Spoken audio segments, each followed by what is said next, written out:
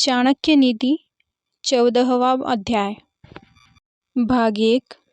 गरीबी, दुख और एक बूंदी का जीवन, यह सब व्यक्ति के किए हुए पापों का ही फल है।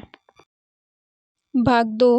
आप दौलत, मित्र, पत्नी और राज्य गंवाकर वापस पा सकते हैं, लेकिन यदि आप अपनी काया गंवा देते हैं तो वापस नहीं मिलेगी। भाग 3। यदि हम बड़ी संख्या में एकत्र हो जाएं तो दुश्मन को हरा सकते हैं।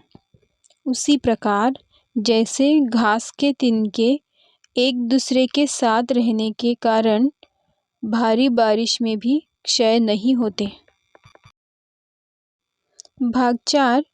पानी पर तेल, एक कमीने आदमी को बताया हुआ राज, एक लायक व्यक्ति को दिया हुआ दान और एक बुद्धिमान व्यक्ति को पढ़ाया हुआ शास्त्रों का ज्ञान अपने स्वभाव के कारण तेजी से फैलते हैं। भाग 5। वह व्यक्ति क्यों मुक्ति को नहीं पाएगा जो निम्नलिखित परिस्थितियों में जो उसके मन की अवस्था होती है उसे कायम रखता है। जब वह धर्म के अनुदेश को सुनता है, जब वह स्मशान घाट में होता है, जब वह बीमार होता है। भाग 6। वह व्यक्ति क्यों पूर्णता नहीं हासिल करेगा जो पश्चाताप में जो मन की अवस्था होती है उसी अवस्था को काम करते वक्त बनाए रखेगा। भाग 7। हमें अभिमान नहीं होना चाहिए जब हम ये बातें करते हैं। 1. परोपकार। 2. आत्मसंयम। 3. पराक्रम। 4. शास्त्र का ज्ञान हासिल करना। 5. विनम्रता। 6. नीतिमत्ता। यह करते वक्त अभिमान करने की इसलिए ज़रूरत नहीं क्योंकि दुनिया बहुत कम दिखाई देने वाले दुर्लभ रत्नों से भरी पड़ी है। भाग 8। वह जो हमारे मन में रहता हमारे निकट है, हो सकता है कि वास्तव में वह हमसे बहुत दूर हो, लेकिन वह व्यक्ति जो हमारे निकट है लेकिन हमारे मन में नहीं है, वह हमसे बहुत दूर है। भाग 9। यदि हम किसी से कुछ पाना चाहते हैं तो उससे ऐसे शब्द बोले जिससे वह प्रसन्न हो जाए। उसी प्रकार जैसे एक शिकारी मधुर गीत गाता है जब वह हिरन पर बाण चलाना चाहता है। भाग 10। जो व्यक्ति राजा से, अग्नि से, धर्मगुरु से और स्त्री से बहुत परिचय बढ़ाता है वह विनाश को प्राप्त होता है। जो व्यक्ति इनसे पूर्ण रूप से अलिप्त रहता है उसे अपना भला करने का कोई अवसर नहीं मिलता।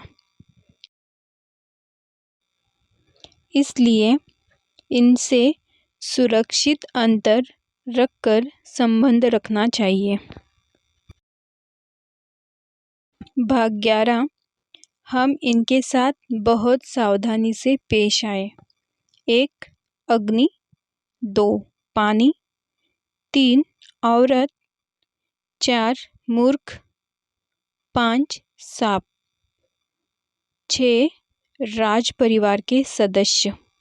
जब जब हम इनके संपर्क में आते हैं, क्योंकि ये हमें एक झटके में मौत तक पहुंचा सकते हैं। भाग 12। वही व्यक्ति जीवित है जो गुणवान है और पुण्यवान है, लेकिन जिसके पास धर्म और गुण नहीं, उसे क्या शुभ कामना दी जा सकती है। भाग 13 वही पंडित है जो वही बात बोलता है जो प्रसंग के अनुरूप हो, जो अपनी शक्ति के अनुरूप दूसरों की प्रेम से सेवा करता है, जिसे अपने क्रोध की मर्यादा का पता है। भाग 14 एक ही वस्तु देखने वालों की योग्यता के अनुरूप बिलग बिलग दिखती है। तप करने वाले में वस्तु को देखकर कोई कामना नहीं जगाती। लंपट आदमी को हर वस्तु में स्त्री दिखती है। कुत्ते को हर वस्तु में मांस दिखता है। भाग 15 कोकिल तब तक मौन रहते हैं जब तक वो मीठा गाने की काबिलियत हासिल नहीं कर लेती और सबको आनंद नहीं पहुंचा सकते। भाग 16 हम निम्नलिखित बातें प्राप्त करें और उसे कायम रखें। हमें पुण्य कर्म के जो आशीर्वाद मिले, धन, अनाज, वो शब्द जो हमने हमारे आध्यात्मिक गुरु से सुने, कम पाई जाने वाली दवाइयाँ, हम ऐसा नहीं करते हैं जो जीना मुश्किल हो जाएगा। भाग 17 कुसंग का त्याग करें और संत जनों से मेलजोल बढ़ाएं। दिन और रात गुणों का संपादन करें। उस पर हमेशा चिंतन करें जो शाश्वत है और जो अनित्य है उसे भूल जाएं।